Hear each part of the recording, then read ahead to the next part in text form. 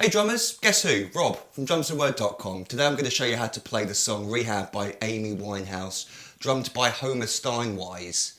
And the first thing I want to say about the song is the fact that Homer is a very improvisational drummer. He doesn't play the same drum fill more than once throughout the entire song. In fact, there's only one bar that I could hear where he played a very similar drum fill to the last one. So it's a lot of fun, it's a lot of improvisation. I've written at the intro, the first line of the chart, underneath the intro, note hand claps are played in the background, and I think they're played on the rhythm 1 and 2 and 3 and 4 and 1 and 2 and 3 and 4 and 1. I'm not sure, but they're overdubbed. What Homer's doing underneath is playing this bass drum pattern 1 and 2 and 3 and 4 and 1 and 2 and 3 and 4. And very subtly in the background you can hear him play quarter notes on the hi-hat as well. 1 and 2 and 3 and 4 and 1 and 2 and 3 and 4. It's very, very quiet in the mix though. And in the video you see him just play the hi-hat with his stick on 2 and 4. So on this song, in this lesson, I've decided not to include the hi-hat quarter notes on beats 1, 2, 3 and 4, mainly because it just makes stuff like this so much more difficult for drummers and probably freaks them out even trying it. It's one of those things, technique-wise, that a drummer can include once they get to that sort of level where they feel independent with their feet and they can play stuff over the top. But if you can't, then just leave it out initially and don't worry about the hi-hat foot. It's not important for the groove. So like I said, we've got the bass drum pattern being played and every line is different. So I'm going to be stopping and starting as we go through each of the different sections. So the first line, we got 4 bars, 1 and 2 and 3 and 4. Second bar, 1 and 2 and 3 and 4. And here's a snare drum on beat 4 of that second bar. Third bar goes back to the 1 and 2 and 3 and 4. And then the fourth bar we get 1 and 2 and 3, and it's very quiet, it's in the mix there, it's on the and a 3, it's a high tom, and then he plays a snare drum 4E and a. Now, another thing to mention about this, the recording of the drums on this, they've got an incredibly unique sound, and Homer's got a very unique feel to the way he plays his fills, and it's going to be impossible for me to replicate that feel. There's all kinds of subtle accents and ghost notes going on in his rolls. It's not just simply, he might play something like, that's a terrible example, but you can hear the difference between one and the other. There's differences, and they're both the same, really. So bear in mind that when you listen to the song, you're going to be hearing stuff, accents and patterns that are going to sound different, but really he's only playing this, he's just using different dynamics. It's one of those things that, again, it's his own style, very hard to replicate another drummer's style, so I wouldn't worry about that kind of stuff. You play it your own way. So, like I said, that fourth bar, 1 and 2 and 3 and 4 and a. And what Homer does at the end when he plays his drum fills is he usually plays or keeps the bass drum pattern going underneath. So we've actually got 1 and 2 and 3 and 4 and 1 there. So we had an extra bass drum at the end of the bar on the and of beat 4. So you just got to feel this 1 and 2 and 3 and 4 and 1, and over the top 1 and 2 and 3 and 4 and a 1. 1 and 2 and 3 and 4 and a 1. Again, if you find that too tricky for you, leave out the bass drum notes which are being played underneath the drum fills. Again, they're not essential, and Homer does a lot of improvising with the bass drum. Sometimes he plays it, sometimes he doesn't. So you can feel free to add your own ideas in and take out that bass drum foot if you're finding it too difficult. It does make learning these parts a little trickier. So on to the second line, and we've got 3 bars of the groove, bass drum groove, and then the fourth bar we've got a 3-stroke rough. I think that's what it's called. I'm terrible with the names of rudiments. I don't worry about that kind of stuff. I learnt it at one point, and the names aren't important. It's understanding how you play them that is. So I think it's a 3-stroke rough. We get 1 and 2 and 3. We're going to play a snare drum on beat 4, but we've got 3 notes that lead into it, almost like a triplet. It feels like a triplet. 1, 2, 3, 4. That fourth note is beat 4. You want to play it like Homer does, where he plays right, left, right, and then that last note is accented. He might also use a sticking for that. He might play right, left, left, right, or right, right, left, right. He might use his own rudimental sticking for that, but I like to play the single stroke because I can. So you've got to be ready with that snare drum on beat 4. 1 and 2 and 3 and 4. 1 and 2 and 3, 4 and 1. And again, he has that and 1 at the end of the line. 1 and 2 and 3 and 4 and 1. On to the next line, and we got 3 bars of groove, and then the fourth bar, another drum fill, 1 and 2 and 3 and a 4 and a. So we got, starting from beat 3, 2 snare drum notes, and then on the floor tom, I think, his toms are very similarly tuned, very hard to hear in the mix, but I think he goes to the floor tom. You could use the high tom instead. So he plays 2 snare drum notes here, 3 E, and then the rest of the 16th notes on the floor tom. And a 4 E, and that bass drum comes in on the and a 4. 1 and 2 and 3 E, and a 4 E, and a 1. And it carries on. So the next line, we've got 3 bars of groove, and then our most complicated drum fill so far, and he uses this idea quite a bit. The bass drum pattern, I think, changes for this bar. So let's take out the bass drum for now and just look at what the hands are playing.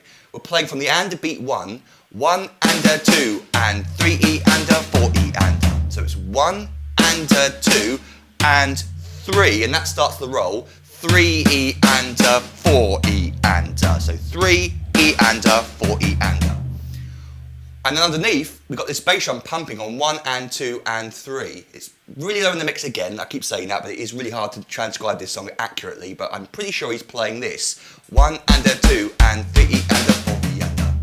1 and a 2 and 3 E and a 4 E and a. That was wrong. 1 and a 2 and 3 E and a 4 E and a. That was better. 1 and a 2 and 3, 1 and a 2 and 3 E and a 4 E and a. So, if you accidentally go to the floor tom too early or too late and you play, I don't know, for this drum fill, 3 E and a 4 E and a, and instead of 4 E and a, it's 4 E and a. That kind of stuff doesn't matter.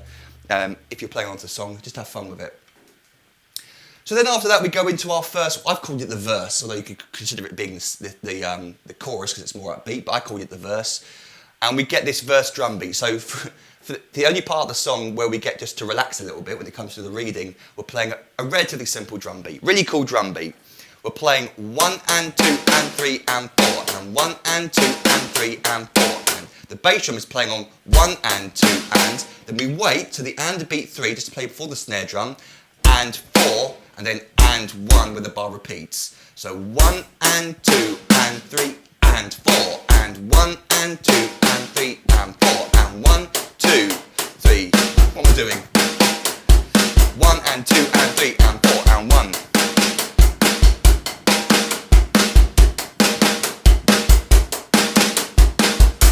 So that's relatively easy to understand. You just got 4 lines of that drum beat being played four times on each line. It's a lovely verse drum beat.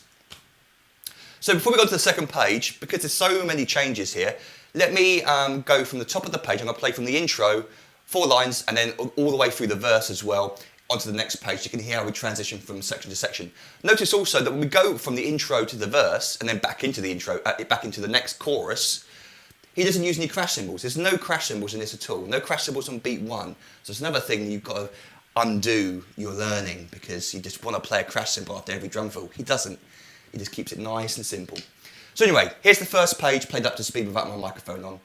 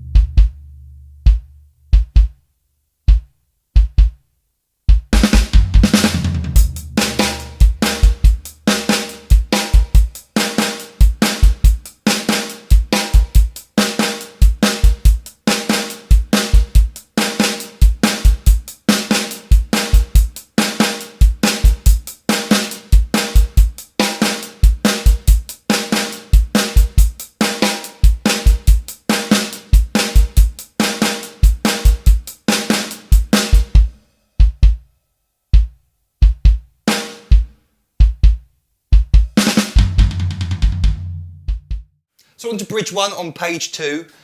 So what I've done is I've defined the chorus into 2 sections. You've got this sort of bridge section, and then the melody changes to, or the vocals come in with, I don't want to go to Rehab, for the third line. So the first 2 lines of the chorus I've called the bridge 1.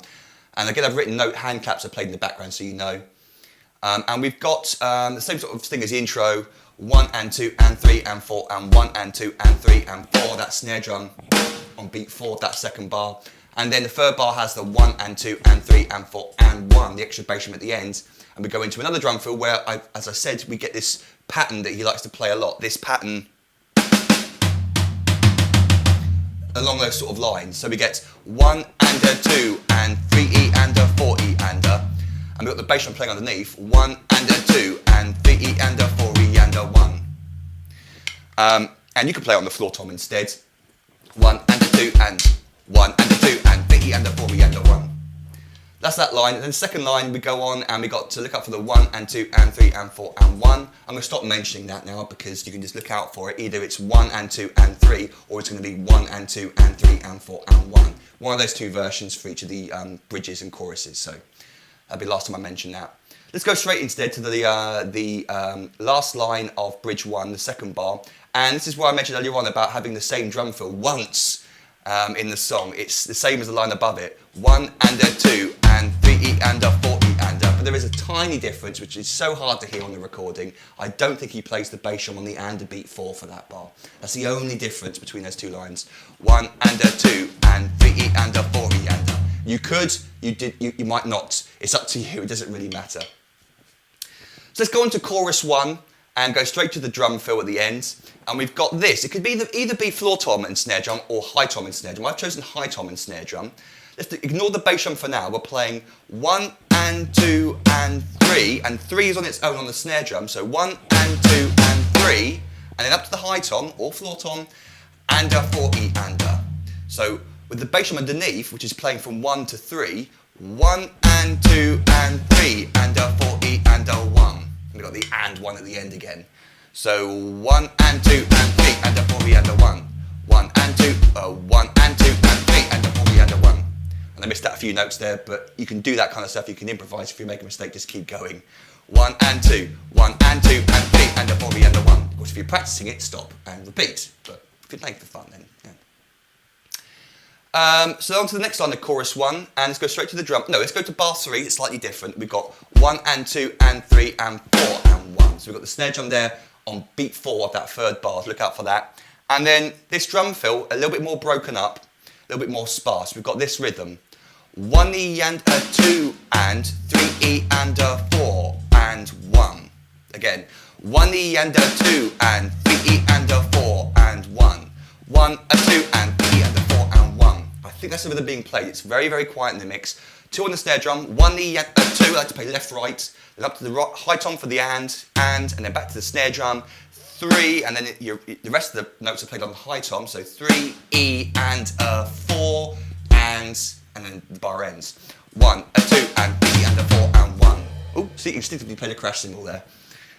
1, a 2, and 3 and a 4 and 1, and 2, and 3, 1 and 2 and 3, not and 2.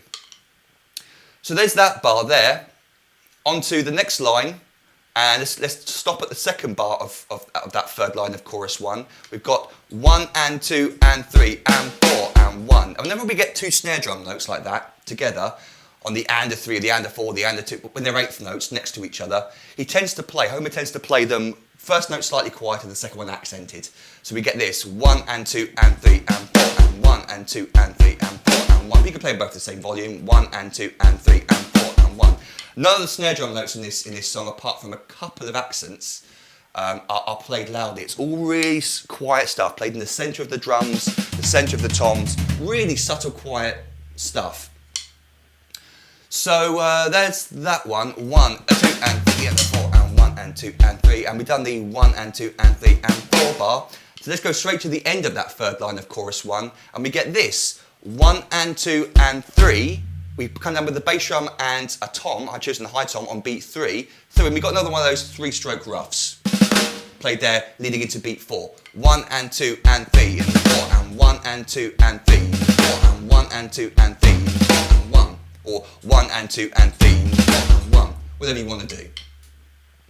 The last line of chorus 1, we're going to go straight to the last bar, and we get this similar rhythm drum fill as we had before. 1 and a 2 and 3E and a 4E and a. And with the bass drum being played on 1, the and a 2 and 3, but not on the and a 4, as far as I could hear on the recording, but you could, of course. 1 and a 2 and 3E and a 4E and a. 1 and a 2 and 3E and a 4E and a. 1 and a 2 and 3E and a 4E and a. And we go straight into our next verse, so don't go up to the crash cymbal. You play 4E and a 1, 2 and 3 and 4. straight into the next verse, verse 2. So now let me play for you the whole of bridge 1 and the whole of chorus 1 played up to speed without a mic on so you can hear just the drums. Here we go.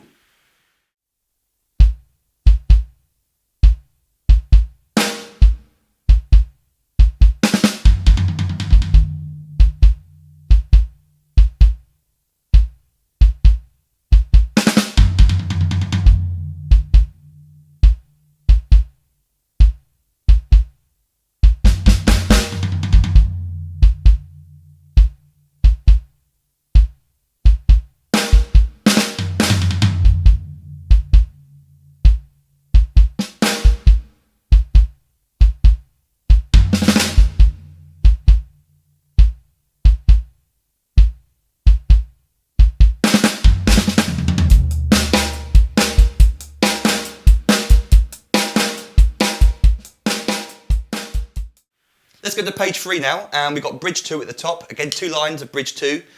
Let's start with the second bar. We've got 1 and 2 and 3 and 4. And again, it's going to be the quieter, loud pattern he plays. 1 and 2 and 3 and 4. 1 and 2 and 3 and 4. 1 and 2 and 3 and 4. Then on to the last bar of that line. 1. This is the hardest drum fill in the song for me to have heard because it's all up on the toms and very hard to transcribe this accurately. I've done my best. I think this is what he plays. 1, a 2 and 3E and a 4E and a. So it's without the bass drums to confuse you. 1E and a 2 and 3E and a 4E and a. So it's actually quite a simple pattern, but it's hard to hear. 1, a 2 and 3E and a 4E and a 1. Oh, missed the bass drum on the end of 4 there. 1, a 2 and 3E and a 4E and a 1. And it goes on. So the third bar, look out on the second line. 1 and 2 and 3 and 4 and 1. And then the fourth bar. 1 and a 2 and 3, and then we're coming on the and a beat 3 this time. So a little gap is left before we come in with the next roll on the high tom on the and a beat 3. And a 4E and a, and we do have that bass drum on the and a 4 if you want to include it. 1 and a 2 and 3 and a 4E and a 1. So different rhythm to what we used to. 1 and a 2 and 3 and a 4E and a 1 and a 2 and 3 and a 4E and a 1. Improvised there, missed out a right hand note accidentally. I think why I keep doing that is because I'm conscious I don't want to play the last notes of the rolls on beat 1 of the next bar. We're not playing 4E and a 1, we're playing 4E and a. And it's kind of like you're ending with your left hand. And like I said, most drummers want to go with a crash cymbal with their right hand to sort of, there's right, there's my downbeat. But with this you don't, you sort of end on the left hand. So I'm like anticipating that and messing it up as a consequence. So then we go on to chorus 2. And we'll go straight to the last bar of the first line. 1 and 2 and 3 and 4 and. So a different kind of snare drum pattern here. You get some extra snare drum notes. The snare drum's playing on 1 and 2 and 3 and 4. And we've got some bass drums falling on the ands there. The and of 2, the and of 3 and the and of 4. Dancing around it. 1 and 2 and 3 and 4 and 1. 1 and 2 and 3 and 4 and 1. Here we go. 1 and 2 and 3 and 4 and 1. So that's an interesting bar. Then on to the last bar, the second line, and we get this rhythm. 1, a 2, and a 3E, and a 4E, and a 1, a 2, and a 3E, and a 4E, and a. So, yeah, 1, a 2, and a 3E, and a 4E, and a. Nice and simple, really. Into our verse 3. Now, this is exactly the same as the previous verses. In fact, before we go on to verse 3, now let me play for you what we've got so far. Let's play the whole of bridge 2 and the whole of chorus 2 as well. Here we go.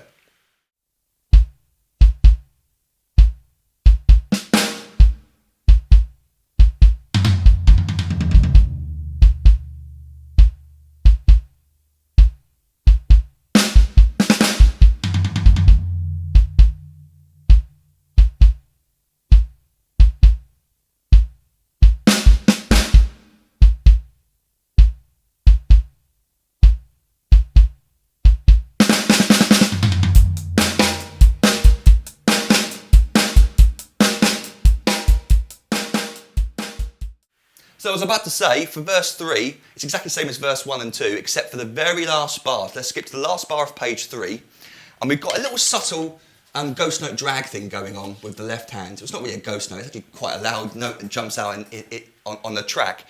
That last bar of drum beat, he plays 1 and 2, so not 2 ands, it's just 1 and 2 and 3 and 4 and, so that bit's exactly the same, but that very last note after the and a beat 4, and a 1, and a 1, it's a double with the left hand, and a 1, and a 1. So 1 and 2 and 3 and 4 and a 1 and 2 and 3 and 4 and a 1 and 2 and 3 and 4 and a 1. So let me do that. Let me just play that last line for you of the verse 3. 2 and 3 and 4 and we go fourth bar. 1, 2, 3 and 4 and 1, 3. And we're going like that. So let me do that again because I played a hi-hat accidentally on beat 1 where there isn't. When we go into bridge 3 on page 4, there's no hi-hat on beat 1. It's this 1 and 2 and 3 and 4 and 1. So he ends it early there. But you could of course play the hi-hat on beat 1. No one's going to hear that or notice that. It's just Homer's choice with his playing. So nice little subtle thing to look out for the end of verse 3. Let's go into page 4, the last page, and we've got bridge 3. And the last bar of that first line, 1 and 2 and 3 and 4 and, is I think what the bass drum is playing. He pumps it through that whole bar. 1 and 2 and 3 and 4 and 1. We got and 4 over the top with the snare drum. Then the next line, the last bar of that line, we got this drum fill. 1 and a 2 and 3 and a 4 and a 1. So similar to what we've had before, just another variation of it. 1 and a 2 and 3 and a 4 and a 1. And it goes on. So then chorus 3, we got something interesting. Well, it's all interesting, but here's something very different as well. Lots of subtle little rhythms. We had the 3-stroke rough, which I hope I got right. And now we got a buzz stroke. So the fourth bar of that first line, we've got this, and that's what the little Z on the stem of the 8th note on beat 2 represents. It's a buzz stroke. If you've never heard of a buzz stroke before, you just simply push into the snare drum and go for a multiple bounce. It's not a double, it's a buzz. So it's like 3 or 4 notes, it doesn't really matter exactly, but that's the technique we're after. We got push, you just grip the stick a little bit tighter and you just push the bead of the stick into the head, but not like this, so it doesn't bounce, so that it does bounce. You give yourself a little bit of space in the hand so the stick can bounce in your hand and buzz. And we get this pattern, 1 and 2 and 3 and a 4, and you can use any sticking you like. I played it 1, left, left, 3, right, right, left, right, but 1 and 2 and 3 and a 4 and 1, 1 and 2 and 3 and a 4 and 1 and 2 and 3 and a 4 and 1. I'm not used to playing buzzes. 1 and 2 and 3 and a 4 and 1 and 2 and 3 and a 4 and 1. So not particularly amazing at that technique, but that's what Homer does. It's a nice little subtle buzz stroke going on in there for that drum fill. And then let's go to the last line of chorus 3. Look, it's only 2 lines long for this last chorus. And the last bar, we've got another 3-stroke rough, 1 and 2, 1, 2 and 3, and then on the floor tom, I believe, and a 40, and it takes us out into our last verse. 1, 2, 3, and a 40, and we go into verse 4, and I've written in brackets ride cymbal, because this is the only time we move to the ride cymbal. He's sort of playing a quarter note pattern like this, where he's accenting the quarter notes. We could just quite happily play 1 and 2 and 3 and 4 and instead. It doesn't really matter. So we got that last bar before verse 4, 1, 2 and 3 and a 40 and a 1 and 2 and 3 and 4 and 1. We go into that last verse like that. It's the same drum beat as our previous verse, it's just up on the ride cymbal. And notice this is only 2 lines long as well. So the last line of the song, we've just got 3 more bars of that drum beat, and then the 4th bar is actually just ending on beat 1. So we get 1 and 2 and 3 and 4 and 1. And that's how it ends. It ends on sort of on beat 1 of that bar. So before I finish now, let me play for you the whole of bridge 3, chorus 3 and verse 4. Basically the whole of page 4, played up to speed. Here we go.